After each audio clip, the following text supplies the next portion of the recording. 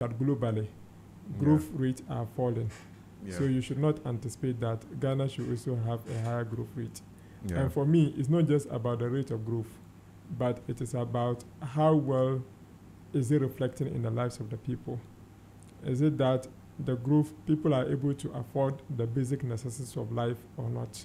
These are the things. And I mean, significantly, government is also trying to do a lot of reforms, especially our tax administration and also our revenue and even the expenditure. There are a lot of expenditure realignment and a lot of acts that the government is trying to amend in this particular instance. So I do hope and believe that at least some relief will come to us and some relief will go to businesses as well. So in the end, we are all going to benefit if things work and work efficiently. Right, but let me find out again before we go into the details of the budget. These cuts on taxes, were they relevant or were they necessary? Or it was just that a government has come into power, promised us in their manifesto, and they are just implementing? And we usually see it across Africa. Sometimes decisions are taken, it may not necessarily be in the best interest of people, or they go on the ground and realize that this is not the best decision to take. But just because they are promised people, and they don't want that the next 4 years when they are coming, people will say you promised and you failed. So they must do it, whether we are going to die or not. That is irrelevant. Do you think from your where you sit, do you think it was just a manifesto promise that was being implemented, or there's a real need for those tax cuts before we go into it? Just a general impression. Well, in my candid opinion, every government gives a promise. And one of the significant elements of governance is that you honor your promise. It's a social contract that you are signing with the people. So if they say that they want to scrap the taxes, they'll go ahead to do whether it's going to inure to the benefit of the country or not. The overall interest is that they win their political power. So it is more of a knee-jerk reaction rather than a well-thought-out policy. Because if you look at the figures critically, you realize that e-levy, for instance, even though it is a tax, even though we'll go into details, it's a tax that is a burden to businesses and also a burden to the individual, because I describe that to be tax on tax. I cannot take my disposable income, then you expect me to pay another tax on that disposable income when I'm using the transaction, moving it from one account to another account, and you're asking me to pay a tax. It's just like, even though I'm moving it from my account to another person's account, it does not nullify the fact that it is a remittance that I'm sending. So the interesting thing that government should have been is that you should look at its overall impact on the lives of the people and also for businesses. So that is how come that a lot of people describe that tax to be unfair. Unfair in the sense that you are not really taxing them because you have rendered a service to them. But if I go and buy things from the shop, I'm going to be taxed VAT. I'm going to be taxed NHIs. I'm going to be taxed Get Fund levy. And even in some point in time, we have COVID levy. We even have tourism levy. All of these are there. If I go to the pump to go and buy fuel, I'm paying about 6 or 4 other taxes. I'm paying toll recovery levy. I'm paying energy levy. I'm paying exploration levy. I'm paying cross-subsidy levy. So these are all levies that we are already been overburdened. And you come again that after paying that at the pump, I should pay for another 1% electronic levy for even on top of the taxes I have paid. So it doesn't really make economic sense. And that's how come that a lot of people were not really happy about it. And I'm particularly happy that that tax has been removed. And it's going to expand financial inclusion. I'm sure we'll go into that. But let me also hear from your counsel. You see, sometimes we take decision that we want to, due to the circumstance we find ourselves, you want to raise money quickly. But you also have to look at the structure of your tax system in general. You remember a number of companies left Ghana due to the economic circumstances. And in most of the factors, if you consider tax is one of them. Glovo left Ghana. Nivea, Lipton, Unilever, they relocated their plant. Dark and Lovely, they left. Bet 360, they left. Even Societe Generale. And all for of the, Societe Generale, I'm told they actually haven't left. well, the original owners decided to offload their shares. They have been in Ghana for a very long. They started Yes. a company. Yes. So they said that, look, considering the environment, Yeah. we want to sell it to anyone who is interested in buying. So the company still exists, but assuming you are the one who started the business, investors themselves. the they investors have who left. came Okay. originally, they said they don't think they can continue on anymore. And Right. maybe that will even affect the price they put on the company Right. because they want to exit. So all of these factors affected the economic environment. And for me, if you take, for example, the structure we decided to adopt in 2018 Yeah. by the previous government regarding our VAT, it was a very wrong move. So if you take 36 countries in Africa, when you look at the VAT performance, Ghana is the worst. I mean, how can Togo be doing more better than us? They have VAT contribute 42% to their Yeah. total tax revenue, and we are doing 18%. I mean, in terms of structure, in terms of the economic power, Ghana is far, far stronger than countries like Togo, Chad. But overall, you see that the structure we decided to adopt wasn't well. So I think that in as much as they promised in their manifesto, it is a good time for us to reset. And IMF has identified that the structure is not good. Yeah. And that is why they have postponed the VAT reform. So it is not just a manifesto promise. I think that is something that all of us, if you look at the numbers, our taxes are decreasing. They are increasing, but at a decreasing rate, Yeah. which is not a good thing. So we can say that, yes, they promised, but for a long-term effect, it was necessary that we do it. Whichever government had come, I would have wanted them to do it anyway. Okay. Let's start with the e-levy. Let's look at the scrapping of the e-levy. And so again, going back to the statement the budget statement presented, when you read it, the finance minister makes it clear that we are in dire need. We need money. Yeah. He will talk about all the loans, as I mentioned earlier, the loans we've contracted, the people we owe, and even the real state of the economy. There's no money in people's pockets. Yeah. Now, when the e-levy was passed, I think, was it in 2022 when it was passed? Yeah, 2022. Yeah. Now, the projection has been that the e-levy is going to contribute in some real money. I think there's even projection that the e-levy plus the COVID levy for next year, I think this year, may give us in excess of 6 billion. Now, what do you think in terms of us scrapping the e-levy? That's a real loss. So we're looking at about 6 billion. Let's say e-levy plus COVID levy. I think the e-levy is about 3 billion or so. I mean, we can check from here. Yeah. Now, us scrapping it, don't you think it's going to affect us? So two things. The popularity of a tax and its compliance is also important. Yeah. And again, how does it sync with other policies that you are embarking on? So you don't say because you need money, so you walk to people's house and start collecting their money under their pillow. It doesn't work that way.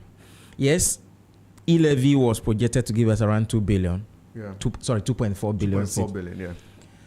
However, the government says that, look, if I do something without introducing this new tax, I'll be able to make up for the e-levy. And again, we were embarking on financial inclusion, which is a very good thing. We need to formalize the economy. Yeah.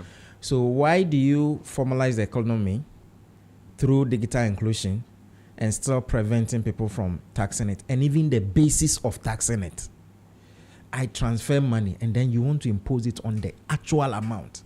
That is completely off. Have you asked yourself why Visa, even where they came from, US and UK, they don't charge taxes on the amount you transfer? The amount you pay. Yes, because financial services are so critical. It is the current blood of an economy. Even if you want to tax financial service, it's the fees that we tax. We don't tax the actual amount. So from day one, the basis of taxing the e-levy was wrong. And that is why they got the projections wrong. Remember before, when they were doing the town hall meetings, they say e-levy was going to give us 11 billion Ghana cedis. I recall. Yes. First day, first year, we got 643 million Ghana cedis. But isn't it just the adaptation to change? So because it's something new, people will always want to resist it. Not but necessarily. over time, they get acclimatized. At all. You see, it got to a point where people did not have an option, especially the market women. Yeah. They needed it. And people like you, where you think that, okay, me taking a car to the bank and all those, you could do it on your phone. So you had no too much choice. Yeah. But where you have an opportunity to pay with cash, you will do that anyway. Absolutely. And people always measured that if I'm transferring some amount of money, and I think the e-levy will be more than what I could do when I take a car, they will do it. So there were too many alternatives for people to comply. So resistance was high. Yeah. So from day one, that's why they were even fighting in Parliament. I think that the basis was wrong.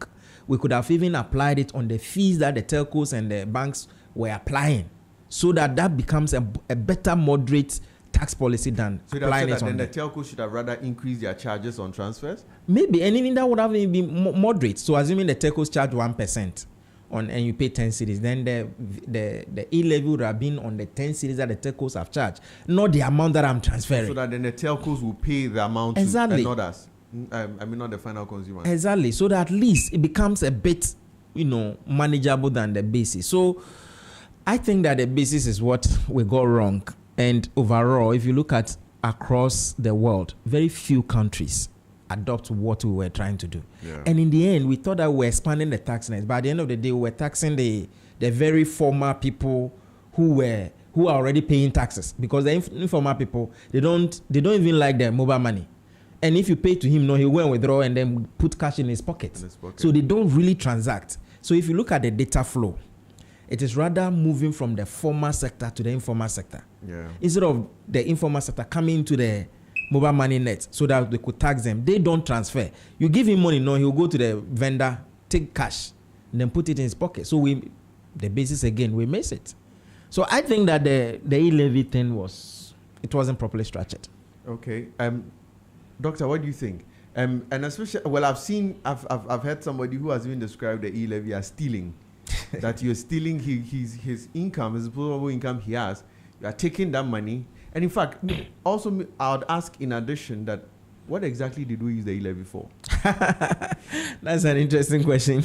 Initially, they told us the e-levy was because to prevent us from going to IMF. Yes. But now we went to the IMF. So in your analysis, Doctor, I want to know, what did we use the e-levy for? In addition to your view on the scrapping of the e-levy. Well, we said that we attributed that to so many sources that we're going to use it for. One was to help with the free senior high school. Another was to help with infrastructure development. You remember that they removed the road tolls, and all of that. Then several other things. Even the agricultural minister also says that the e-levy is going to help with the one district, one factory. What do you call it? Planting for food. Planting for food and jobs. So many attributions were ascribed to that as to when the e-levy is going to be used for. But eventually, we never got any data on it's being used, just the projections they made. Just the projections and how much comes in. In Ghana, we consolidate the revenue. And when you consolidate the revenue, sometimes it's difficult to put it into, this one has been collected for this, and for that matter, it has to be there specifically for that. Right. We have those kind of challenges. But it is going to interest you to know that, the e-levy usually come from two main sources. Yeah. The mobile money and the GIFT transfers. GIFT transfer, instant payment. If you pick your phone and use a mobile application and send money, it's an instant. So the point is that if you send 20,000, above 20,000, the rest of the money, you are going to be charged 1% for electronic transaction levy. Right. Now, this is a tax that people could avoid. So if I have to send 40,000 to Francis, I will send him 20,000 today. Then the next day, I send him another 20,000. Yeah. And for that matter, I'm able to do what? Avoid that particular tax. The only thing that people find extremely difficult to avoid is a direct transfer from the mobile money.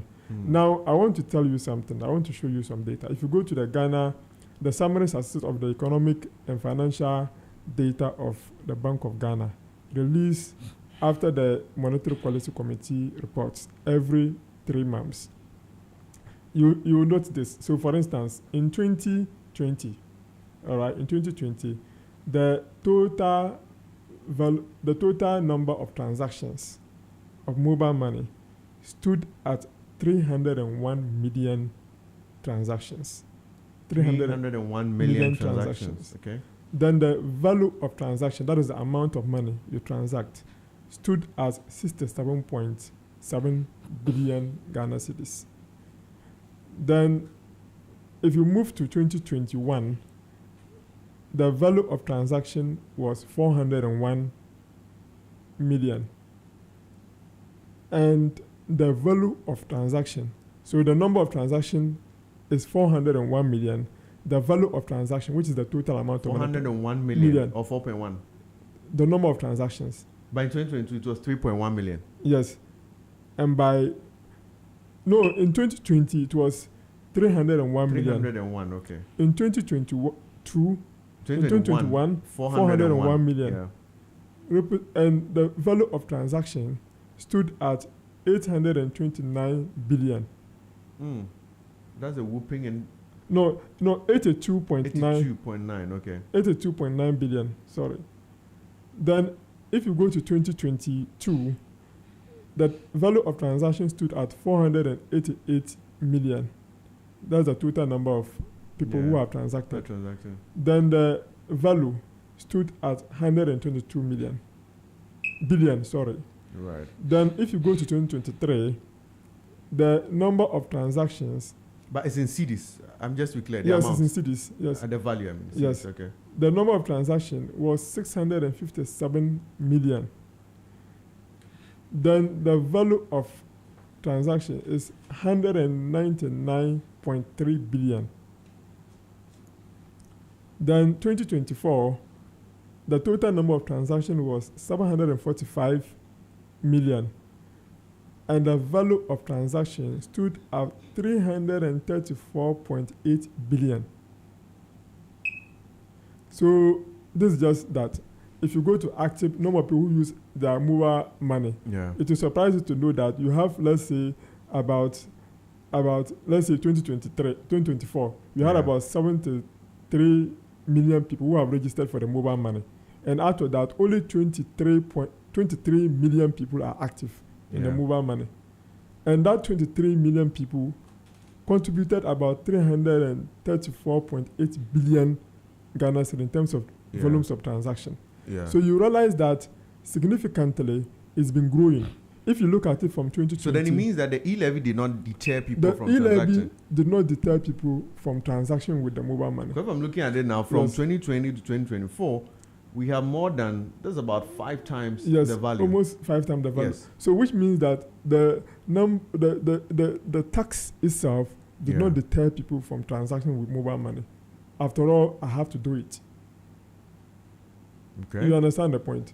So the point of the matter is that it's not just about removing taxes, but it's about what? Critically analyzing the implications of the taxes on whether people use the service or not. Even so do I get a sense that you would not have supported the removal of the e-levy? Well, I still support the removal because, I mean, that still helps in people in a nominal terms. Yeah. Do you get it? But it does not deter people from using the mobile transactions. But if you were the finance minister sitting in a situation, no, let me say if you were the president, not finance minister, if you were the president sitting in a situation, would you have ordered for the removal of the e-levy? There's a link, a symbiotic link between politics and that of, what do you call it, economics. The fact of the matter is that every economic decision is a political decision. Yeah. So if you have made a political promise, whether you like it or not, you have to do it. But assuming you were to put the political promise aside, if we were to put political promises if you were to look at it from just from economic point of view, economic point of view, I would not have removed it. Okay. Because it does not deter people from using the service in Ghana. But if you look at it critically and analytically, whatever you were saying, passing it through the element of the what do you call it, the telecos. You remember that the telecos also reduced their transaction charges from 1% to about 75% or so. They reduced their transactions. and that limited their distance. So if you wanted to say, okay, fine, I'm entirely removing the e-levy, then it means that you should have then say, okay, fine, the telecos should also come in and increase their rates. Just saying that to come back to the same thing. 1.2%. So that it would have just made up for the fall. Yeah, then so it means that very soon government will come out with, he will pass through the back door. So this is like raw Peter to pay Paul. When they have challenges with raising revenue, Yeah. and they still have to look at these volumes, right? Yeah. And go back to that and do it. They can use that route so that they can generate additional funding to support But if we look at these figures, and yes, so you are saying that if we look at it purely from an economic point, you do have supported the removal of the e-levy. But exactly, because of the numbers that are coming. Looking at in. this figure, okay, but let's But look it's at not deterring people from transacting with the service. yeah. And you know there are some things called. Well, I'm not an economist, but there are some products that no matter how much you increase the value, people will still buy. Something like water. So the point is that we have elastic and Yes. inelastic goods. You are the economist. So if you look at elastic goods, Yeah. if you increase it by, so this one is telling you that mobile money is becoming an inelastic. An elastic good. When you slap any percentage point on it, it's not going to deter people from, because they have already acclimatized themselves to the usage of the mobile money. Do you understand? Yes, but I I'm was going speaking to- this from economic point Very of quick, view. But if it is from social point of view, No, still engaging on the yes, economics. Yeah. So But now if we look at, so these are the figures of transactions. Let's Yeah. even assume or agree that it has become an inelastic good. yeah, So no matter what we peg it, people will still use it. people still use Because it. in fact, as Francis was saying, Yeah. today you can't do without Momo, Momo transaction. Yes. Because to sit here, you must pay somebody urgently. Yeah. You can't say let me stop the show. The only and- case and- is the concentration of the payment. yes. As we rightly noted, the concentration is that you have the wealthy class. So sometimes when you go and buy something, you want to pay the unwealthy people like Momo. Former me cash. I mean, Yeah. pay Momo, right? They speak that way. They don't like the Momo. You have to give them physical cash. But isn't it, And isn't that sometimes when you indicative even of pay something? them, when you even pay, they say add charges. Yes. But you see, when they go to the mobile money agent to go and withdraw, they are not charged anything. So this is what they can also do, because the mobile money agent don't pay that. So what the mobile money agent do, so if they remove it, they can slap it back to them. Yeah. So once the mobile money agent receive his commission, he pay taxes on it. It will surprise you to know that no mobile money agent pay taxes on their services. Okay. They don't pay any taxes. Nobody charge you any tax. They rather get interest from the mobile money. The money that's the What do you call it? The telecos, right. the mobile money operators, which is the telecos. They rather get this thing for them. Nobody charges any taxes on that. So there are ways and means by which you can revolutionize this concept and still go back and wreck some revenue out of it. Yes, just on the data that Dr. Jabri was mentioning. Yes, to some extent, we can say mobile money, the e-levy did not deter some category of people from transacting mobile money. Let's look at the numbers again. I'm going to focus on the amount of money or taxes we collected. In 2022, e-levy started somewhere in May 2022. So by the end of 2022, we had collected 640 million Ghana cedis. Then 2023, it jumped to 1.1 billion cedis, and that is about 86%. Then in 2024, we did 2.06 billion. That is 73%. Yeah. So you could see the trajectory that the revenue is increasing. Yeah. However, if you look at the volume of transaction, the GRA in the implementation came up and said that there are some category of people that when they transact, you're not supposed to pay the e-levy. For example, Melcom, they already pay the tax. So if I am paying Melcom with mobile money, I don't suffer it. So if you look at the quantum of the transaction, when you you may go there and pay, you are going to pay taxes on it. There is no any business. We have some people we call the registered merchants. So if you're a merchant and I'm paying you, for example, if I'm paying ECG, if I'm using mobile money to pay my bill, or water bill. You don't charge. They don't charge you e-levy. So if you pay through the merchant number, exactly. fine, yes. Uh-huh. But if you are not paying through the merchant number, and So- even in some merchant number, if you go to all these, there you pay with merchant number. They still charge you. In that case, those transaction levy. merchants are not registered with the GRA. That is how the law is. The law is that if you are registered, so assuming this station is registered, Yeah. and I'm paying some fees, GRA in their system, the ELMA system, will recognize that you are a registered taxpayer, and therefore, because I am just paying you a fee for goods I have bought from you, I don't get charged. You don't, yeah. Uh-huh. So all of these things feed into this data that Dr. Jebre has mentioned. But underlying the fact is that e-levy could have, if e-levy was not there, the volume of transaction that we're experiencing could have been exponential. Yeah. Because, I mean, like you said, depending on if you are transacting and you see the amount of e-levy you are going to pay, and you compare and say, okay, if I take transport from here to the bank, and I will be better off. Certainly, as a reasonable person, you will do that. So, Yeah.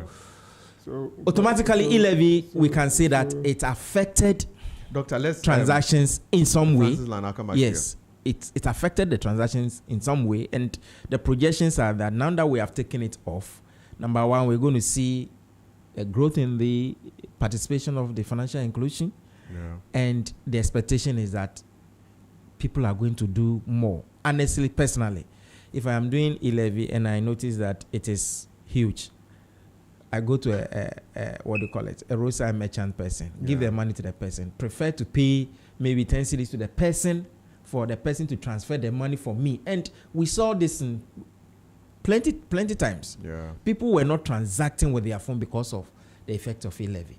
Yeah. Okay. Now, But doctor, let me ask you specifically. let me come out with this point first. No, I mean, I ask so you can add it. From an economic point, looking at financial, looking at where our digital economy is also going, don't you think that this e-levy was regressive?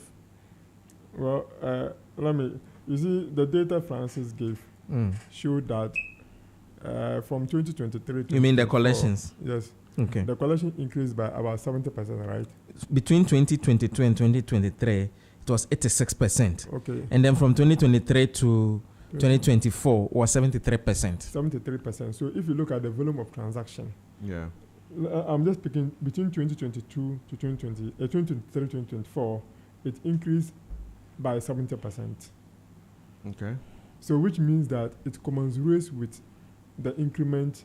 But let me take this. Let's go back to 2020 coming down. You recall that in 2020 we were hit by COVID. Yeah. Yeah. Does it not make a difference? Because then, there was a general fall in transactions because then people were at home. No, and but all. even people move away from going to the bank and other places and started using their mobile applications. If you look at the... No, but in terms the- of, let's say, 2020, 2021, Yes, not much I'm was showing going on you- economically. Yes, I'm showing you the GIFS Instant Pay. The GIFS Instant Pay, the number of, the value of transaction from 2020 it was 1.5 billion. Okay. In 2021, 4.0 billion. In 2022, 7.1 billion. In 2023, 13.6 billion. In 2024, 45.5 billion.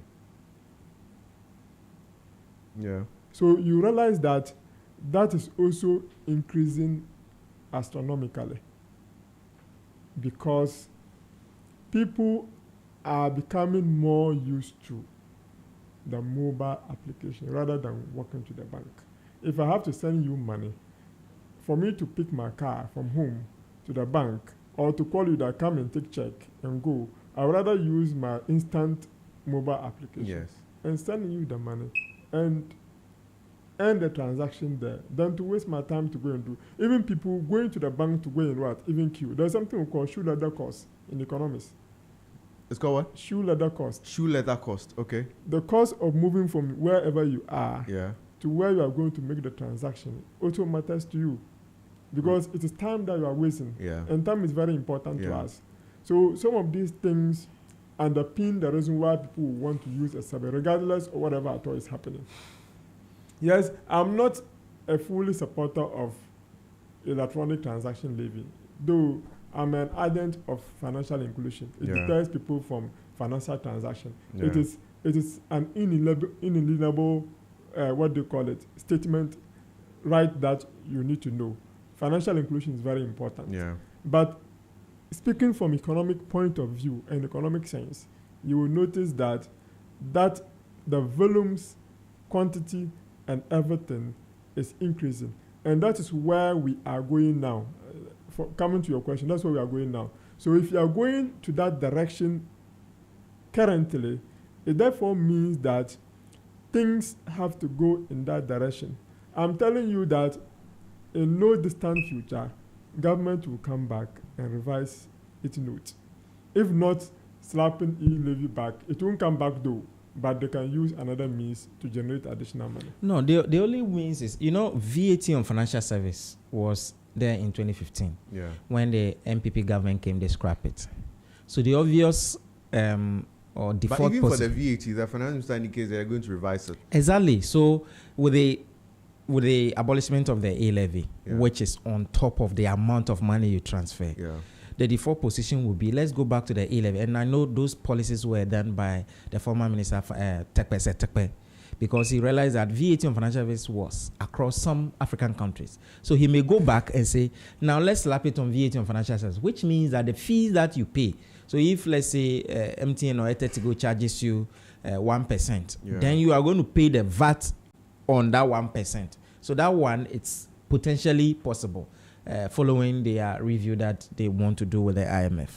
Okay, let's now look also at the COVID-19 levy, which was removed. I mean, that was a levy that... COVID has not been removed yet. No, they are all projections. They are all projections. They're going to, even the e-levy hasn't been taken out. I mean, the projections that's what they intend to do. That's what I mean. I mean, the projection is that, in fact, but for the this claim of removing COVID levy, 2025, there's an expected projection of about 3.97 billion. Yes. And even in 2026, it's going to increase to 4.63 billion. Yeah. What do you think of the estimation to remove the COVID levy, the COVID-19 levy? So, Kweku, you see that COVID-19, I think for the e-levy and betting tax, the bill has been presented to Parliament for scrapping. Yeah. But COVID-19, they said they are not going to do it now. They will do it during the year. And they've tied it to the reforms that they want to do with the IMF. Yeah. My thinking is that, yes, 2024, COVID-19 gave us 2.93 billion cedis. 2025 is supposed to give us 3.97 billion cedis. 2026 is 4.63 billion, and then 2027 is around 5.3 billion cedis. These are huge amount of money. I don't think that they may want to take COVID-19 off, even though they promised. Now, my thinking is that if you look at the report or the survey that the IMF have done with the Ministry of Finance together with the UK government, what they proposed was that they should rather make it a deductible input for businesses so that consumers will pay. By deductible input, what do you mean? So right now, anything you buy, electricity, water, anything you buy, this entity, for example, it becomes a cost to you. But we know it's a consumption tax. Businesses don't normally consume. They buy the raw materials, produce, and then they sell it on to consumers. In 2018, August, when the minister presented the budget, they separated those levies from the VAT. The implication was that if you buy, then you must bear the cost. Yeah. So that it becomes part of your input cost. And because you can't pass it on, and if you're unable to increase your prices, then it becomes part of your cost. What the minister is saying is that they want to revert it back to the position before August 2018. That will provide some relief for businesses. Eventually, individuals or consumers like you and I will have to pay for it. Yeah. Now, the reason why I'm suspecting COVID-19 may not be taken care of is, or will not be taken off is, the president said they need about $1.7 billion to complete Agenda 111. Yeah.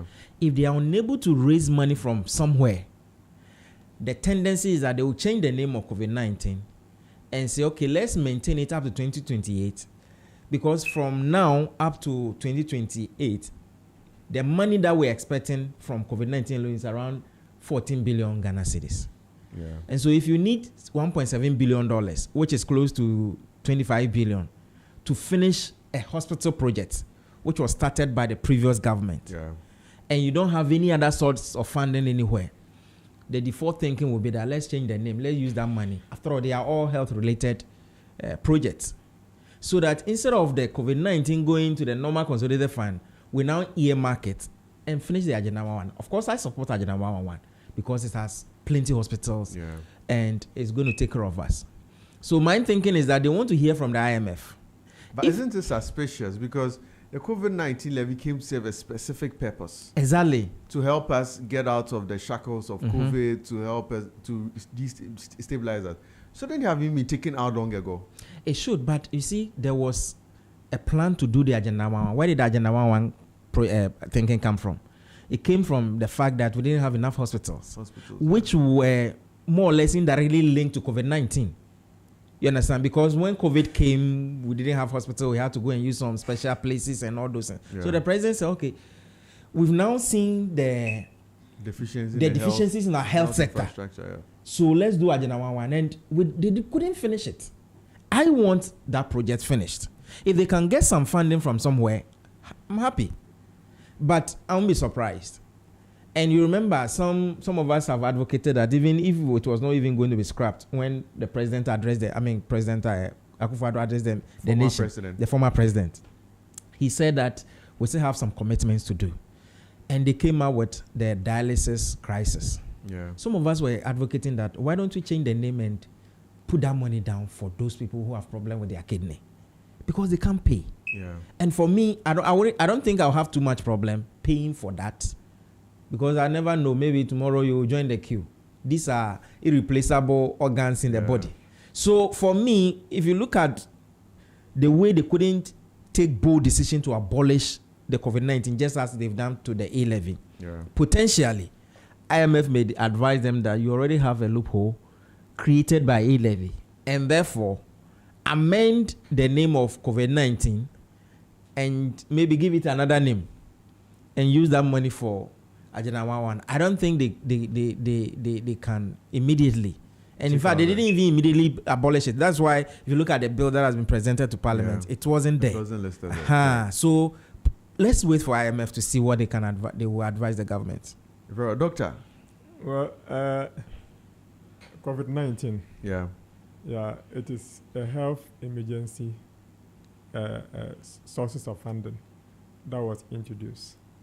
That was a name given to it. Yeah. If I were to be the government, if I were to be advisors to the government, then I would not have called it COVID-19. I would have called it Health Emergency Fund. So that you'd have covered. I mean, that would have been taking advantage of the Ghanaian. Because if you put it that way, it means that we'll pay it forever. Because my understanding was that. So you pay it forever because you didn't know that COVID-19 was coming. Yes, but my understanding that COVID-19 levy that came was more like an emergency tax. Yes.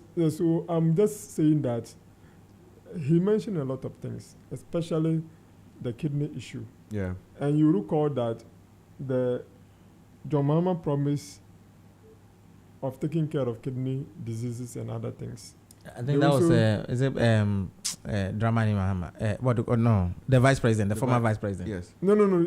Even John promised. You mean that the president, the current president? The current president promised that. His 2020. Yes, it's part of the promise. One of the significant promises is that they want to make sure that they take care of them. Another one is the Mahama Care policy. It's part of the Mahama Care policy agenda.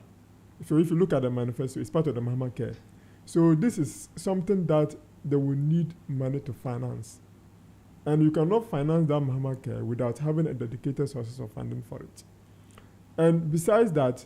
But my question is that, Doctor, the COVID levy which was imposed on us somewhere in 2021 or so, so just supposed to, the understanding was that it was an emergency levy. So it was meant to iron out COVID issues. Yes. But the problem about us is that when a revenue finds its way into when a tax finds its way into our revenue stream, it is extremely difficult for us to take that revenue out because there is going to be a gap that they cannot fill. The reason is, I see, because of the consolidation of our revenues. Yeah.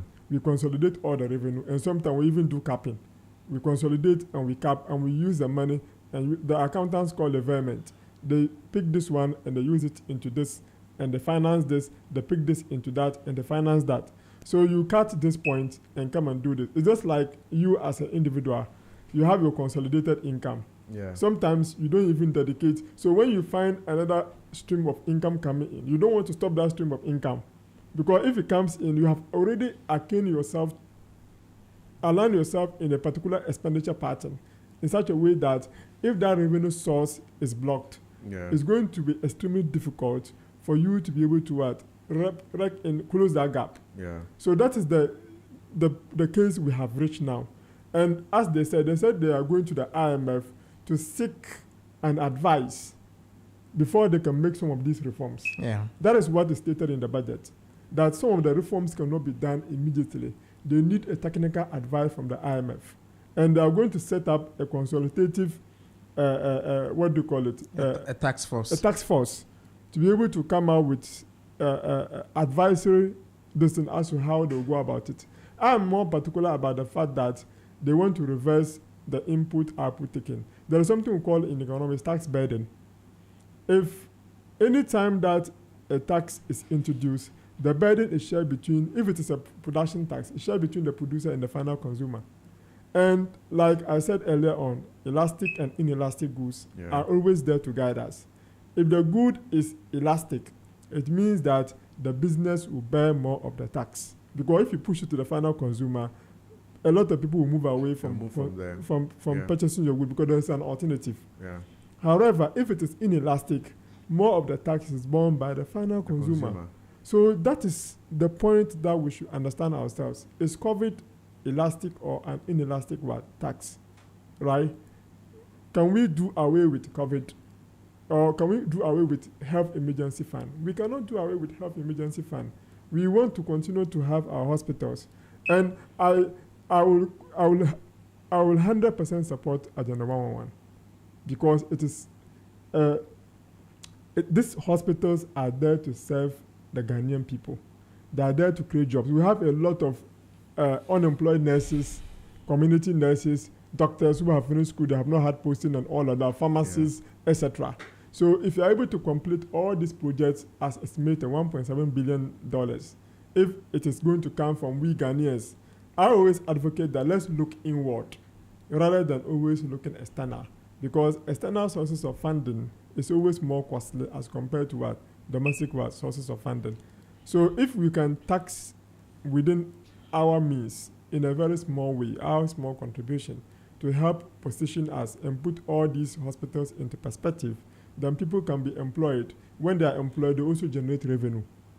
Yeah, but aren't this just a lazy way of raising funds for the by the government to say that let's just tax the people? Because let's not forget that these are burdens on us as final consumers. Yeah, they might be another way. Whatever way you do, when you increase productivity, the eventual impact is that you want to increase revenue, isn't it? Yeah. The more your economy expands, the more revenue you generate. Yeah. So every 5 percentage point of increase in employment is going to lead to 1 percentage point of every 5 percentage point increase in growth, GDP, is going to lead to 1 percentage point increase in employment. And when people are employed, what happens? They pay income taxes, they pay indirect taxes, VAT, they pay all kinds of other taxes. You understand the point? Yeah. Yes, I do agree. But the point is that since if they want to revert now, the businesses can claim. If they remove all the street levies, they remove Get Fund as a street levy, they remove, what do you call it, NHIS as a street levy, they remove the COVID as a street levy, right? And treat them in such a way that they are not tax on tax. At the end of the day, the individuals can benefit. Right now, we are paying about 21.something%. If you even add tourism levy, if you do a tourism product, you pay like 22.5%, which to me is too high. Anytime you overburden people with higher rate of taxes, it leads to people avoiding the taxes, or people, what do you call it? People not, what is the term? People not complying with tax payments. Right. And that has a very serious implications on economic development, especially in raising more revenue. I don't agree to so many taxes, but taxes that are relevant in pursuing certain agenda, then that's fine. We can say, okay, fine, let's maintain it. But the moment we complete with our agenda 111, let's take it out. But the fact of the matter is that the kidney issues, how are they going to address it? Can we say, okay, fine, the money that we get for NHIS, can we say, okay, fine, let's treat it as NHIS need. Let's put it into an NHIS distance so that we maintain the NHIS rate of 2.5%, or let's increase the NHIS rate to 2.5% and scrap the equivalent levy of 1% out. Should we take that decision? Let's do NHIS 3%, take COVID levy out 1%. Do we have to do that? NHIS is, since its introduction in 2004, had a specific purpose. And of course, because the funding is not enough, that's why it doesn't cover some type of sicknesses, consultancy, paracetamol, and all those things. If you really have to go through some serious ailments, they will not be able to, cover that. But Kweku, you said something that isn't it a lazy way of, raising revenue? And I agree with you.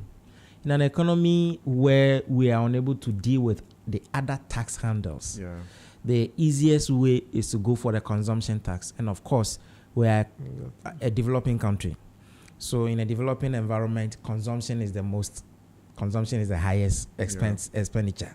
So that's why you see government coming after all the tax revenues. Property tax, you ask yourself, why haven't we been able to deal with property taxes? The whole of East Legon, I think in 2022, the only revenue they raised from property tax was 1.3 billion cedis. Look at these huge mansions. It's so sad. People sell huge properties in Ghana. We have something called capital gains. Nobody cares. How do you even find them? People have multiple sources of income. Nobody cares. How do you find them? And that is why I think that formalizing the economy is the most greatest. So it means that even in going for a lazy way of raising revenue by tax, we are also still going for the lowest hanging fruit in there, because then there are so many other taxes could have taken advantage of, which we don't. But just the one that falls on the consumer, these indirect. But the other ones are, I say we find it difficult to do. Right. Property tax, we know that the buildings don't move. Yes. They are there. Yeah, for some reasons, we don't pursue those ones. Yeah, in terms of from government, I'm saying yes. That. So even though, yes, if we agree that taxes are a lazy way of raising funds, now in there also, they also just go for the least hanging fruits. Which is the indirect taxes. The indirect taxes. Yeah. And I mean, we are the ones, as you're saying, I'm not too sure the person selling the property in East Legon for about $5 million should have a problem paying some small amount of money to the government. Of course. But why should me, with just my 1,500 cedis that I'm sending to probably buy drugs for my mother in the village, have to be taxed? And especially, let's say if you must send it every week or every 3 days, it means that you're always in trouble. Exactly. Yeah, so there's a point here. I remember before the budget was read on Tuesday. Yeah. I was at Joy News with one of, I think, Dr. Kabiritia. Yeah. The point was that something of property tax came up, and he said that they will vehemently oppose it if they bring it up. Then I said, I will wholeheartedly support. No, it was real estate. Yeah. I will wholeheartedly support real estate tax. And he mentioned that there are housing deficit of about 1.7 million. This is a data that has existed for a very long time. People continue to mention that data. Do you know the housing closing gap that people have done? Yeah. People build, go to this your street here, you will see a lot of properties being sold. Yeah. Are they properly being taxed? If you go to Little Legon, they are sprinkled up all over the place. I say Little Legon, East Legon Hills. They are sprinkled up all over the place. Yeah. People are selling land, huge $250,000, $300,000. A common land, people are selling it at $70,000, $80,000, and nobody taxes them for anything. Now, if you go on your phone, as you've just spoken about it now, go on your phone after the show, you see lands being advertised. Yes, advertised all over the place. So these are the things that we need to, you see, we have a very lazy way of doing things. The assemblies are very, very porous. Yeah. You see, because they sit down and the National Consolidated Fund are paying them, they are very lazy in their approach to doing things. Right. Can you imagine that if AMA, we tell AMA that, look, if you don't generate revenue to pay yourself, you will not get salary. Do you know what they will do? they'll be able to generate enough yeah. money, pay themselves, and even pay something to the consolidated fund. Yeah. So we'll have to begin to think of weaning off some of these agencies from the government payroll so that they'll become more innovative. All right. Thank you very much. And we've been discussing the scrapping of taxes by the proposal to scrap taxes. And we've been looking at the e-levy and COVID-19 levy. Well, we'll take a very short commercial break, but when we come back, we are going to be looking at the more controversial one, that's the betting tax. We're going to look at it, the financial gain or loss vis-a-vis the morality question. Is it something that, as a people, we want to take off that tax to encourage betting? When we come back, we'll look at it. It's still the focus on Z101.9 FM. We'll take a break, and when we come back, we'll continue. You're tuned in to Z 101.9 FM, your lifestyle, leisure, and business radio. Z 101.9 FM.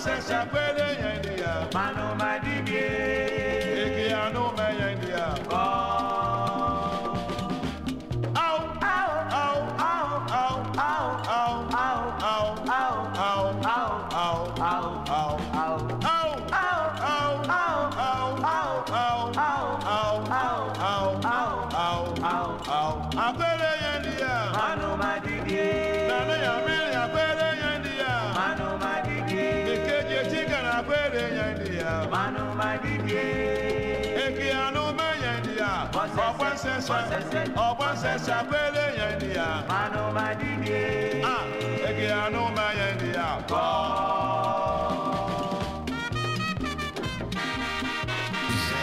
101.9 FM.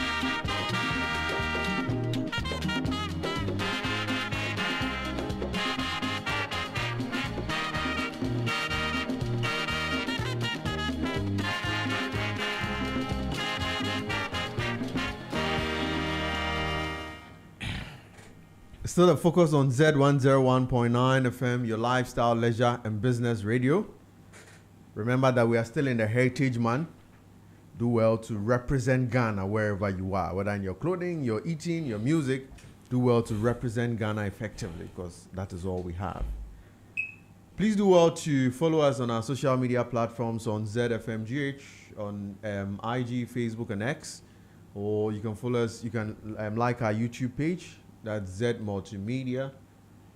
And you can follow us also on www.zmultimedia.com. Now back to our conversation on the scrapping of taxes. And we're looking at the issue of betting tax. Now there's a particular tax which I think government's proposal to scrap it has come with mixed reactions, mixed feelings. Some people are saying that now we're going to encourage more betting. Because then if it's an easy, and in fact now betting has become a thing that, I mean, previously the stigma with which we are attached to betting, today I don't think it's still there. Now if you see somebody actively watching football, it's not just for the love of the game. You realize the person's pocket is also involved. And our government has indicated that there's no reason to still maintain the 10% withholding tax on winnings from lottery, or that which we call betting tax. And doctor, let me find out from you, what are your impressions on this, on the scrapping of the 10% withholding tax on lotteries? Well, the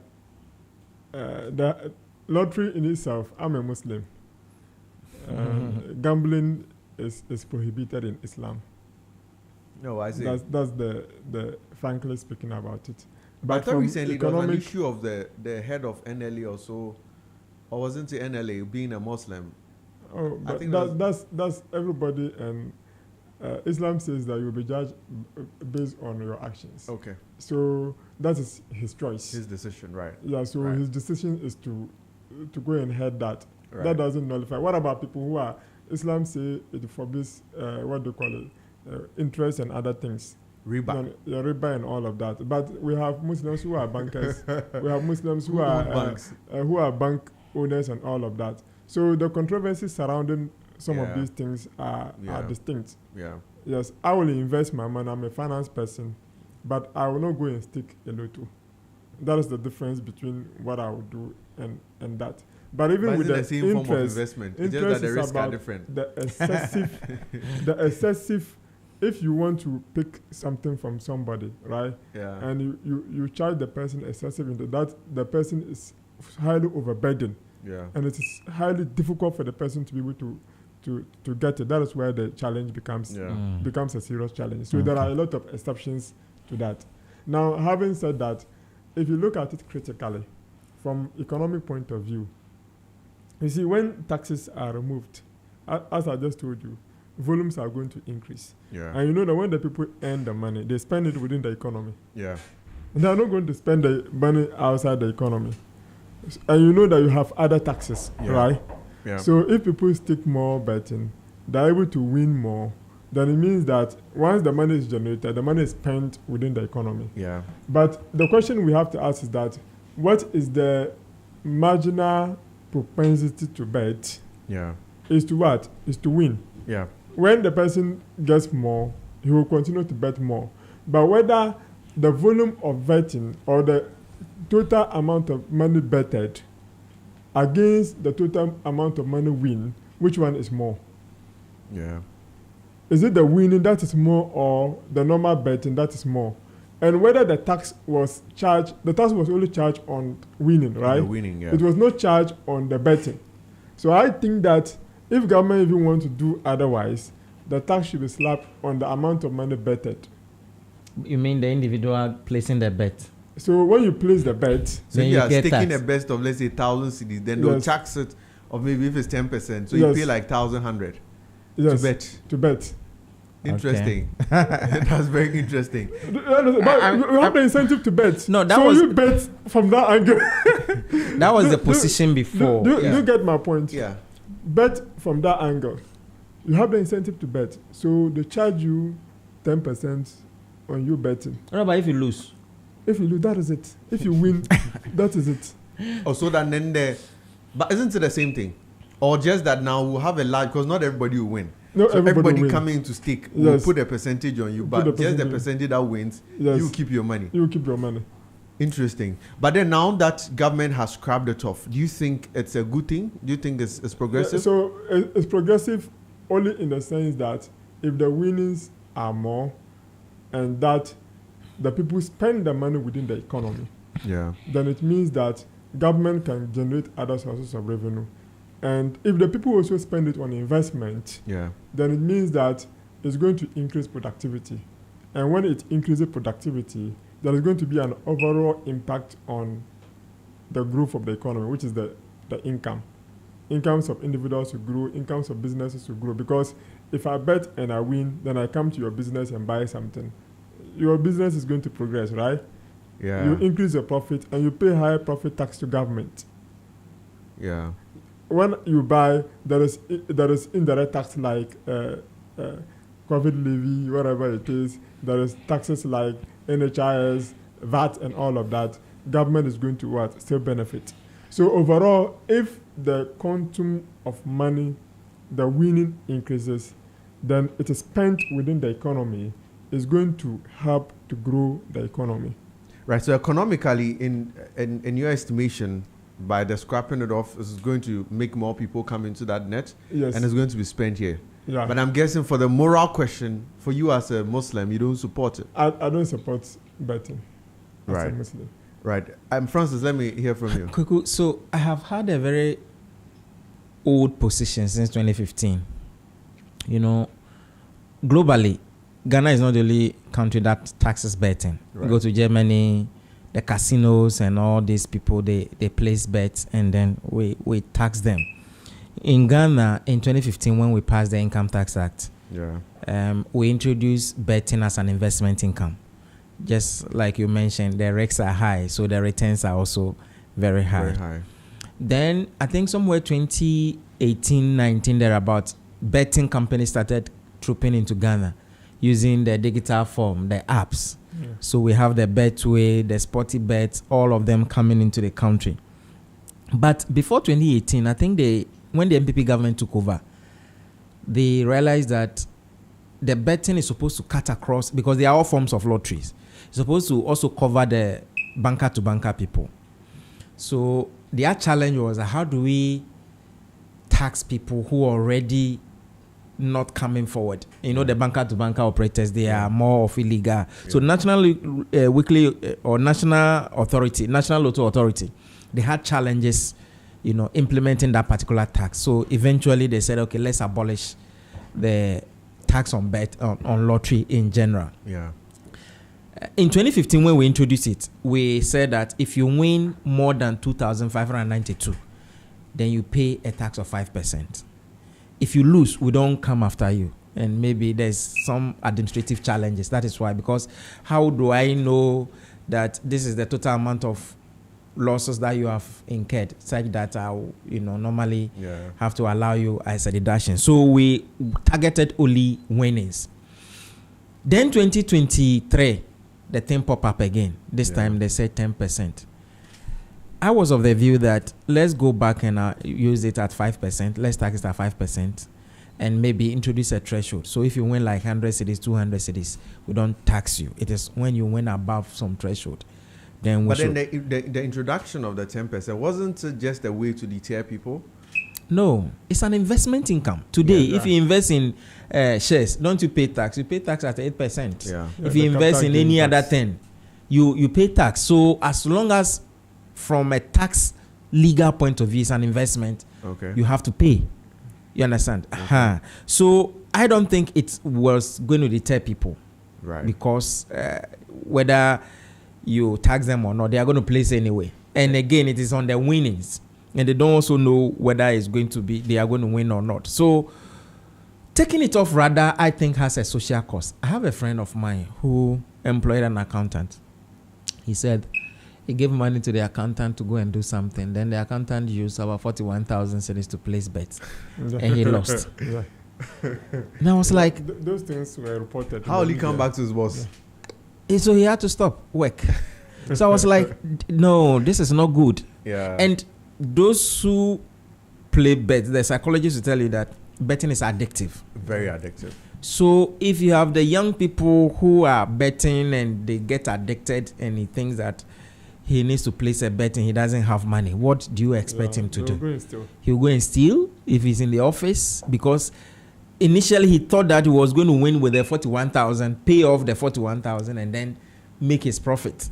And imagine how much you could have made on 41,000. So I think that on the principle that if I invest my money in an investment, I'm going to pay tax.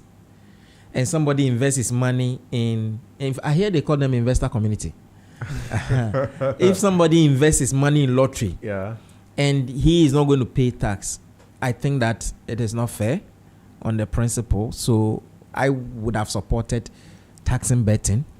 Again, have you realized that we make more money from betting than toll booth?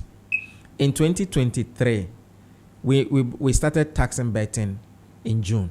2023, we raised 51 million Ghana cedis. Then 2024, we got 157 million cedis. Toll booth gives us 78 million cedis a year. Fine, maybe this time we are digitalizing it, so the revenue could go up. So I was thinking that, okay, if you get 78 million cedis from toll booth and you are getting 157 million cedis from betting, then why don't you maintain the betting? At the end of the day, you also try to solve some social deviances, such that because of the tax, people may be prevented from betting. Now you've taken it off. It's a free range. Everybody will go and bet.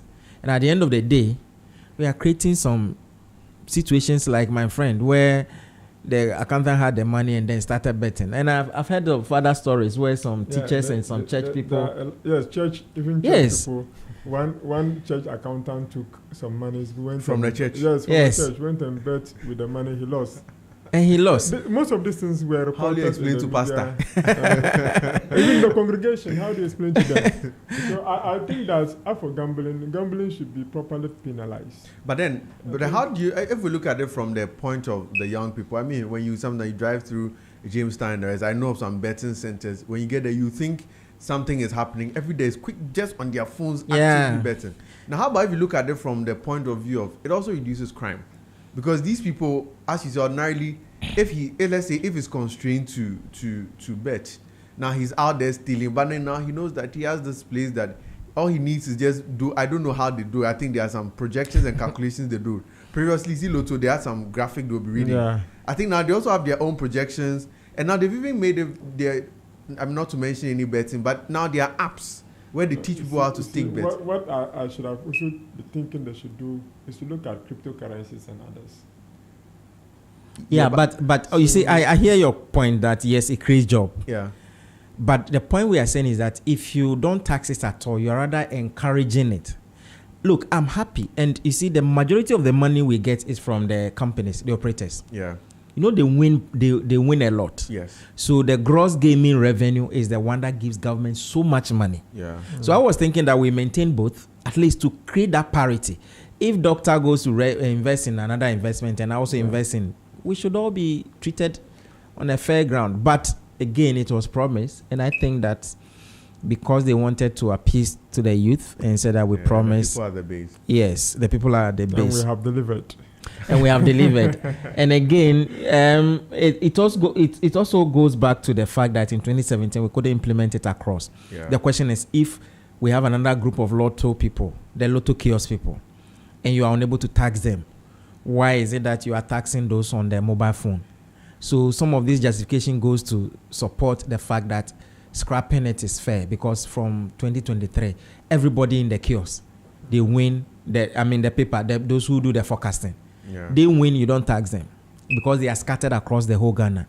Then those on the phones, we win, and then you tax us. That's unfair. Yeah. So some people were arguing that okay, if you think you can apply it throughout, then scrap it and let everybody go. But just opposing the revenue loss with the revenue we get from toll booths, I think we could have maintained, and maybe even channel the revenue from the betting to something. The youth skills that they are talking about. National apprenticeship. The national apprenticeship, 157 million can train a lot of people. Yes, and even what they call it, the coding, digital coding. Digital coding. Yeah. Yes, 157 million a year can train a lot of people, and then try and find a way of even bringing the lotto kiosk people to in there. And then at the end of the day, let's train them, give them a better job, and then they may have left.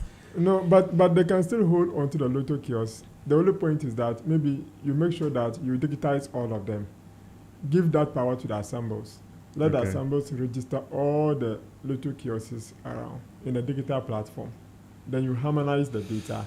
But even for the lotto kiosks, don't they do isn't their lottery pursuant to NLA? Yes. Some of them are illegal. Yes. Okay. Some of them are illegal, and I hear the illegal operators are a lot. NLA is finding it difficult to, license them. So those people, they go away. No, so that's why I'm saying that every district you have the lotto kiosks around. Yeah. Go around, create a platform, register all of them, and they should have a system in place. So anybody who come to stake a lotto, then what do? They have the platform, they enter the person details, how much the person has taken, all of that. So when the person wins, you can tax directly from there. Yeah. We can leverage on technology and do so many things. Yeah, but even speaking of technology, let's quickly run into the road tolls, the reintroduction of road tolls. I mean, now government is saying I don't want to bring it back, but they want to bring it back in a technologically advanced way. What do you think? Is it that government is going to add it to, there's this, is it traffic police or police, there's this thing sometimes on your phone, when you drive through some traffic, you see that you get a message indicating that we have seen you, that you've committed an offense, but we are yet piloted. Is this something that government is going to add to that, or how is it going to be done? Because the road toll was removed And Yeah. I think fairly it's helped the traffic at certain places. Fairly. No, Digitaf is going to, I don't know whether there has been a traffic at the Legon Yeah. bypass. There's no traffic at any point. You know, they have that toll gate. Yes. So the point is that they will be selling the card. You mean the University of Ghana? University of Ghana. Oh, right. If you want to pass through Yes. to get to the other end, other you side. pay for it. You need I used a to card. have yes, I used to have that card, 400 cedis. Yeah. The beginning of the year, you pay for 400 cedis. So upfront, government gets that money, and the government can use it for any other purpose. You're You go suggesting to that like we have these gates, let's say on the street, exactly but isn't going to be. Imagine the Tema motorway, at all. the number You- of people using it, because Look. at Legon we don't have too many people use those entrances. In fact, when it was 2 or 3 days ago, when it was raining, I saw the traffic I saw from the Legon TF road coming all the way somewhere to the law faculty. That's because I think because of the rain, so a lot of people decided to use the side. I'm assuming that if we put that let's say on the Kaswa stretch, it's not going to be a big. a big I headache. doubt. If you go to South Africa, Yeah. on their highways, they have huge mansions Yeah, which are built across. And it takes seconds. They are technology. So unless you don't have the card, if you don't have the card, they have created a separate lane for you to go and use and pay. That is more even traffic consuming than any other. But if you have the card, immediately you pass under it, the money is deducted. The signal, it Yes. uses signal. Okay. So it communicates. You get there, no, the thing opens. It picks it, and then the gates open for you. Picks it, and the gates open for you. You can't. I mean, I don't think it creates any traffic unless maybe we don't build it well. I'm even thinking of even the road indiscipline. We have people. Everybody, somebody just runs through it one day. It's a huge loss to the country.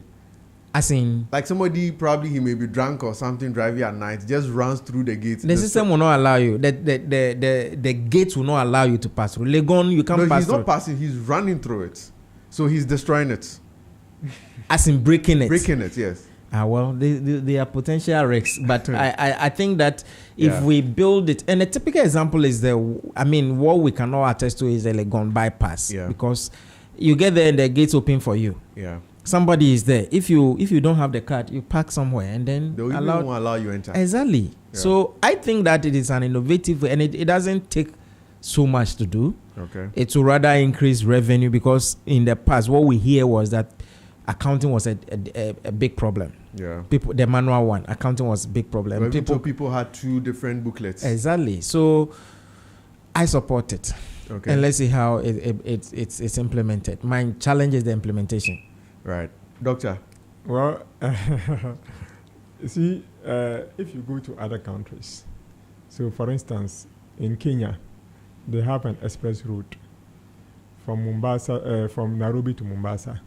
Yeah. In that route, you pay a lot of tolls before you get your destination. Sometimes you are moving for about, let's say, 30 kilometers or 50 kilometers, and in that kilometers, you are meeting about, let's say, 4 or 5 road tolls, and you have to pay all of that before you get to your destination. So this is not something that we cannot do. Yeah. Others have done it before. And the Nairobi Mombasa road was constructed by, I think, the Chinese or so. And they have to, it's like a PPP agreement. Yeah. And they have to raise the revenue to be able to pay back. And that is what they are currently doing. I was in Nairobi in October last year.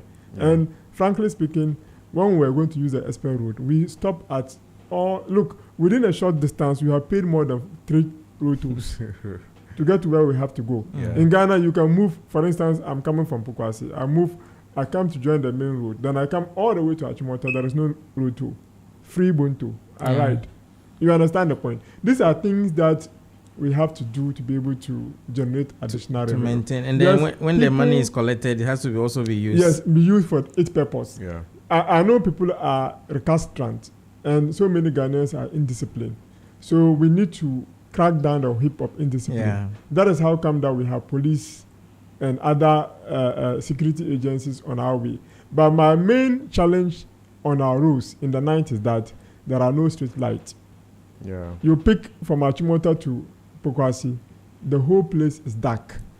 You pick any other route, it's dark.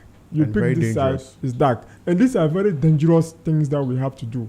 And we really have to fix all these problems. If you are able to fix them, then we are good to go. You cannot say you are putting electronic distance. The person will come and bypass and tell you that it is in the night, I could not see.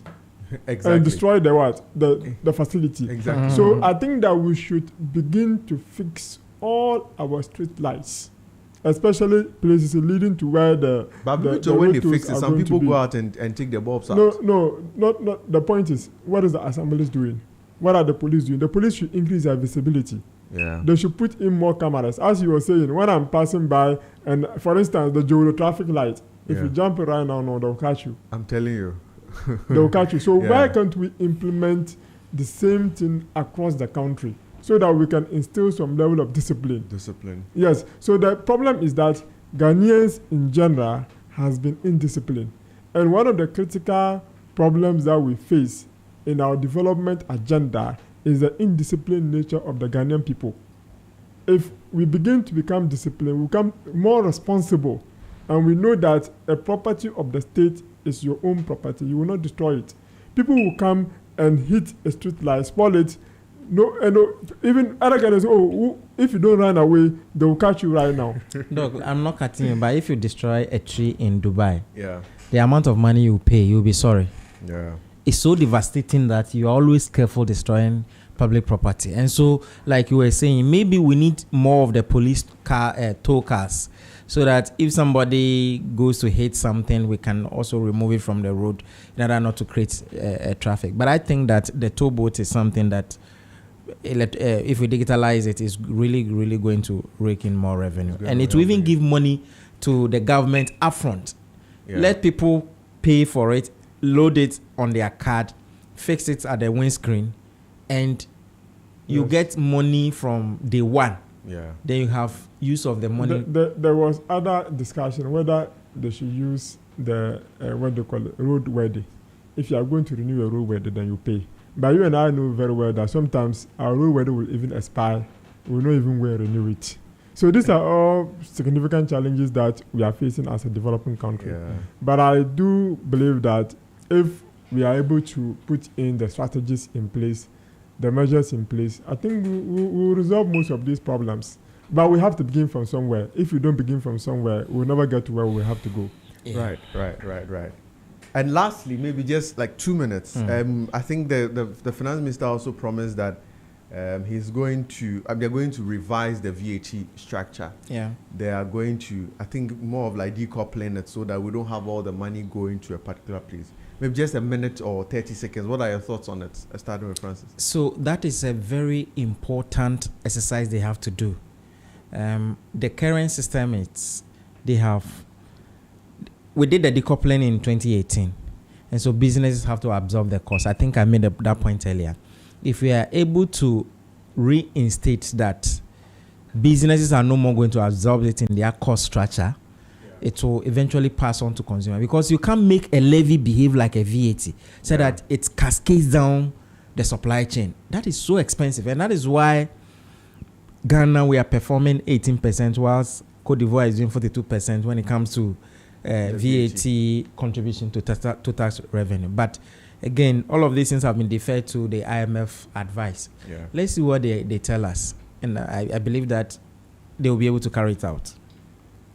Doctor, your thoughts on it, just for like 30 seconds. The IMF advice will give us the surest way to go. I think that reforms are necessary. Yeah. Because too much of taxation, as I say, inhibits growth. So when we are able to do that, we'll reduce the burden of taxes on the Ghanaian people. So that should be done, and done well. Yeah. All right. Thank you very much. To my esteemed guests, we've been discussing the taxes that have been scrapped, what are the effects of it, and what are the potential gains we get from it. Now, we'll take a very short break, but before that, the Minister of Finance, as part of his address, also indicated as part of our ways of increasing productivity, increasing revenue, we must use or make use of made in Ghana products. So I have somebody in my studio who is a young man making huge change in our economy, increasing our made in Ghana products. And when we come back from the short break, we're going to have a conversation with him about what he does and how he contributes to the industry, the made in Ghana industry we have here. Don't go away. Stay tuned. It's still focused on Z101.9 FM. You're tuned in to Z 101.9 FM, your lifestyle, leisure, and business radio.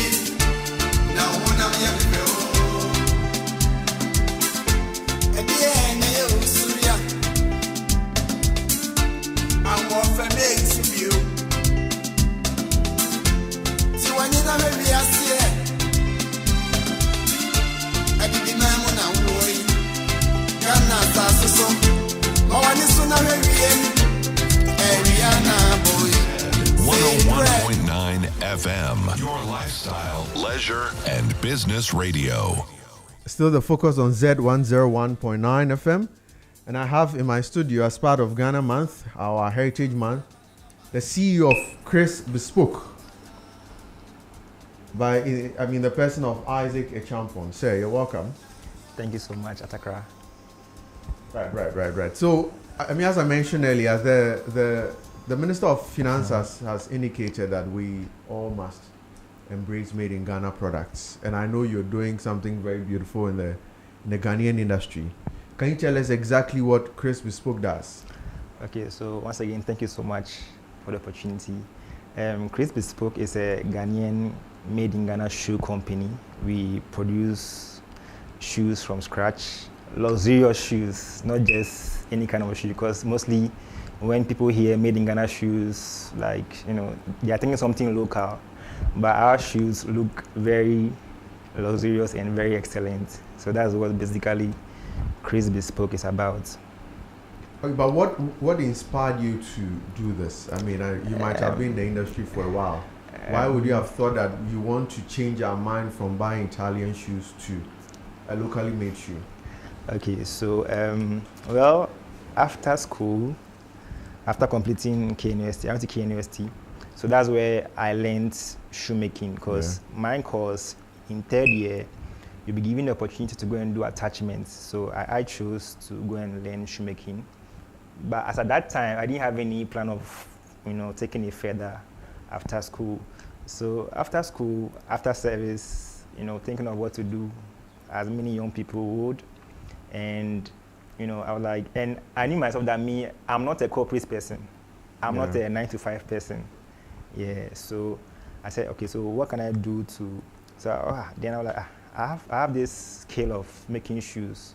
Why don't I, use that and make money for myself? So, of course, also I'm a Christian, so I prayed. that God should direct me, and I felt that was where God was directing me to do. So I immediately zoomed into it.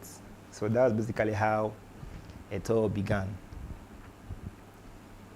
Right. But what has been your experience so far in terms of challenges? Because I'm not sure it came easy. I mean, there was a general notion that if you buy a shoe made in Ghana, you are sure that the shoe is not of good quality. Yeah. So I know even at the point, Ghanaian made shoes now had to, though it's made in Ghana, but they put made in Italy. Yeah. So what has been your experience? Well, the experience, of course, when it comes to business, of course, there'll be ups and downs. Sometimes, of course, in the beginning, especially when things were not looking like how you wanted things to be, you feel like giving up.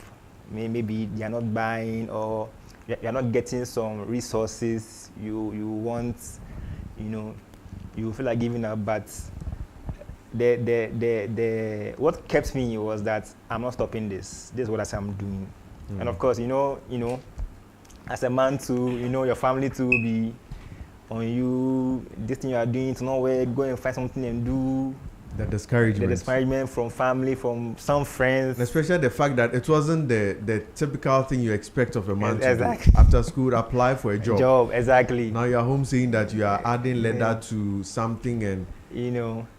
Exactly. So the discouragements were there because they were not seeing what they thought they should get from their son at that time.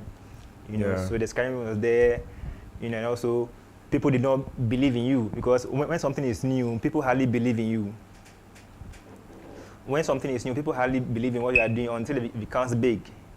Yeah, so people didn't believe in what you are doing, and also when we began fresh, our shoes by then and now, there's a vast difference because that time I was still learning, or we're still learning. Yeah. So people will see this and say, oh, Charlie, what's this? But we kept fighting. We kept fighting because I knew that this is what I wanted to do. And I knew that this thing brings money because my boss, the one who taught me the shoemaking, he was making quite some good money. So it means that there's an industry for that. There's a demand, a market for that. Yeah, because, and then also with what we do, our what's the word I should use? The plus on our side is that you can make an order for the kind of shoe you want, how you want it to be made for you. That's why we say it's bespoke. Made specially for you. Unlike where you go to the market, whatever is there on the market, you just buy it. What you get. Exactly. But our own, because, okay, I want this shoe in this kind of style, in this color, so people were actually coming for the bespoke shoes. Okay. Yeah, so I saw that actually there's markets in this one. Okay. So that's why I was still forging on in spite of the difficult times and the discouragements I faced. Right. Before you came, we were discussing taxes. How taxes have been affecting business. What has been your experience, especially the e-levy? Because I'm sure some people buy online, they pay with Momo, or you may have to source some of your products. So how has been how has it impacted your business? Well, with the e-levy, most of my transactions is on Momo. Yeah. Yeah. So when you send money, they'll deduct the tax. So I really have not felt that much impact. Because you are not a consumer. Probably. It's more of your customers who are suffering. Sending money, yes, please. Right, but do you have some of your products you can show to our cameras? Sure. And maybe you can just tell us what exactly you have on the camera. But this is Chris Bespoke, and we're having a conversation with the CEO, Mr. Isaac Acheampong. So I brought if you can show it to this camera, I think. This camera? Yes. So this is... If you can take it into the camera a bit. Like this? Aha, yes. Okay, like this? Yes. Okay, sure. So this is a desert boots, a suede boots. Okay. And it's mostly for, for those who like wearing trousers and jeans, Very nice boots. But I like the finish, and if you can show that side to the camera, yeah. Okay. And we use very hard soles for the heel so that it will not, it will not. Okay, even hear the sound from there. Very Yeah. hard to make So it this very- is 100% made in Ghana. Yes, please. Everything there was sourced from Ghana and made in Ghana. Yes, please. Yes, please. Yeah, so like I said, that's something about our shoes. They don't look like they're made in Ghana, but they're Yeah. actually made in Ghana shoes. Right. Interesting. Okay. And then I have this. So this is the desert boot. Yes, please. Okay. Which other product do you have for us? Z 101.9 FM. Sorry, this is what? Oxford. This is a combination of suede and leather. To The Oxford shoe. yes, please. Okay. Can we see inside? Like, can you just show the inside to the camera? The inside. Oh, right. So this is also 100% made in Ghana. Yes, please. Right. Do you have any more? No, I just brought this two for. Okay, all right. So if we want to buy from Chris Bespoke, how do we reach you? Do you have any social Yes, media handles? yes, please. So we are on Instagram, on Facebook, Chris Bespoke. So you can go there and If message you can us. spell the Chris. KRIS and Bespoke, BESPOKE, Bespoke. So on IG, is there an underscore? Is it one word?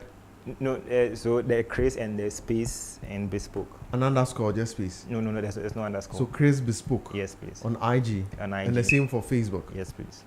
So, and also our number is 050 136 2383. If you can repeat it again. 050 136 2383. 83. Yeah, so that's the number you can reach us on if you want to make a purchase.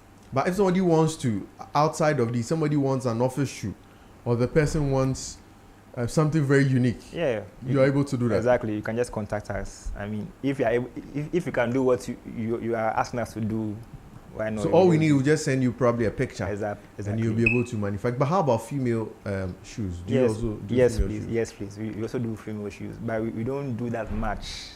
Your, But we do your female concentration for now is Yes, on the male shoes. shoes. Yes, please. Okay. And also, people also ask us whether we do slippers and sandals. Well, our specification is in the shoes. The shoe. So You expand eventually and get there. Yes, please. Okay, so if you want to reach Chris Bespoke, you can find them on IG. And the name is Chris space Chris KRIS space Bespoke. Or on Facebook, the same name, Chris KRIS space Bespoke BESPOKE. And then you can reach them also on 050-136-2383. 050-136-2383. So you can, as part of Ghana Month, as part of Heritage Month, do well to get your shoe from Chris. But do you do any clothing, or No. you've not yet, ventured not into the yet. clothing industry? Yes, please. Right. Now, there are a lot of people, a lot of young people who are out there who are unemployed. Sure. Some of them say there's no job. They are waiting on government. Government is also waiting on them to work to take its taxes. What advice will you give to them, especially for a young man who started right from school, decided to defy all the odds? Family will say, won't you go and work in a bank? Won't you go and work at GIPC? You say, I'm going to do I'm going to do shoe work. When people easily want to buy from Italy and they are fine. What advice will you give to such people? Well, anytime I get the opportunity to speak to young guys, I tell them this, that, life is time. Yeah. Because we're in a generation where a lot of young people especially want things quick and fast, not wanting to go through the process. So maybe there's a young guy out there who probably just finished school and is not getting a job. Our advice, if it's possible, you can learn a skill. I mean, any skill of your choice. And learning a skill also takes time. You see, but the problem is that time where we used to learn the skill, we want to make money within that time fast. So just give yourself some time, learn a skill. When you are done learning the skill, you can now start making money. And then also, after learning the skill, start it, like implement your skill. Start working on what you have learned. Yeah. Maybe you learn how to graphic designing, start advertising yourself. Start it. Don't wait till you get everything. You want to get this. No. Start. Yeah. Right. Yeah, the key is starting. Thank you very much. And we've been speaking with Chris Bespoke, the CEO of Chris Bespoke, Chris Isaac Echampon. Yeah. And you can find them on IG, that's Instagram, on Chris Bespoke. Or you can find them on Facebook, Chris Bespoke. The same name, KRISBESPOKE. And if you want to call them, you want to place an order, you can call them on 050-136-2383. 050-136-2383. Thank you very much, sir, for joining us. And we are very certain, as part of Ghana Month or the Heritage Month, we are definitely going to patronize in Chris Bespoke. Thank you too. So that our feet will definitely speak Ghana. Thank you too, sir. All right, so we'll just wrap up our conversation we've been having on taxes. And I'll just take my final words from my guests. What are your final words on the budget that was presented, the taxes that are going to be scrapped? What final advice do you have for government? So, I think that the budget looks good. It gives some promises that we hope to see the tax burden being lessened on Ghanaians. We should expect some further reforms that will be influenced by the IMF. We hope that the reforms do not come to affect the citizenry too much, because between 2022 2023, I think the taxes were a lot, and the economists will tell you that we have reached the saturation point. Yeah. And so now that we have seen the e-levy going, the betting tax, with the introduction of toll booths, things should normalize. But above all, businesses should also expect more of compliance issues. If you have properties in town, expect that property tax is now going to receive new regulation. Yeah. They'll be coming after you. And maybe they will also empanel the court to punish non-compliance. They want to, But I know there was even a tax court, or there were some plans set up, some tax courts. It was in 2021. Yeah. It was set up, and we've seen some prosecutions. Right.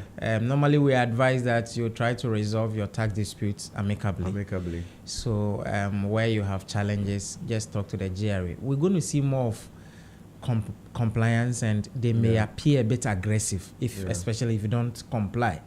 If you doubt and if you don't understand, please talk to a consultant who can assist you with your tax affairs. Yeah. And above all, maybe things I'm pretty can sure be since reset. you are a tax consultant, your office are always open.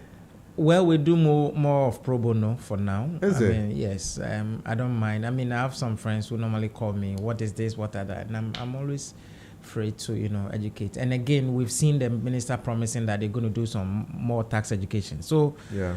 I think with you in the chair, we can always be doing some tax education. We also do privately. We do some, for example, we'll be doing taxation of churches. We want to explain to them what their tax obligations are. Because everybody thinks that if you're a church, you don't pay tax. Yeah, But I can assure you the churches are going to stone you. So I think we can do more of education just Yeah. as our, contribution to the nation with your media. I think that, and we'll be always glad to come and educate our listeners. Thank you. Right, thank you, Doctor. Well, taxation is important. Economic growth is important. So both of them go hand in hand. If you don't, no contribution, no job. So everybody must comply with their tax obligations so that we can raise more funding to finance the economy. Without funding or without revenue, there is no blood in the economy. We need to have blood. So blood must be in to run the economy. Yeah. And I think that the budget was splendid. The finance minister did very well. He moved away from the sloganeering to real action. And I do hope that they should implement it to... He's been told to by the letter. minority that his budget is it Azam budget also? No, but I mean, you should always anticipate that. Is there, Therefore, if you don't fight back as a minority, who are you? Opposition parties always fight back. Yeah. So I think that he did a very excellent job. Yeah. His presentation did not follow the usual biblical course. It did not follow the usual, and we have done this, and we have delivered, and comparison of so many figures. You go and pick 20 something figures and can be comparing. Just compare the previous year and the current year. You have done so many years and you are still comparing with 2016 figures. It doesn't make sense. I think that departure for me, it was a turn off during that time. But now, what he has done, he has really done very well. Yeah. That thing, they should stop it. It's too much of politics don't help us. All right. Too much of politics won't help us. We have to get into action. Thank you very much, my esteemed guest. I've been joined in the studio by Francis Timor Boy, who is a lawyer, seasoned tax expert, and also a financial analyst. And I was also joined by Dr. Jabir Mohammed, who is a financial and energy economist with the University of Ghana Business School. And I was also joined by the CEO of Crisp Spoke, who's a Ghanaian causing change and contributing to the Made in Ghana industry. Thank you all very much for joining us. Thank you for tuning in, for spending your Saturday morning with us on Z101.9 FM. Until we come with your way next week, do stay safe, do contribute to the Made in Ghana industry, do purchase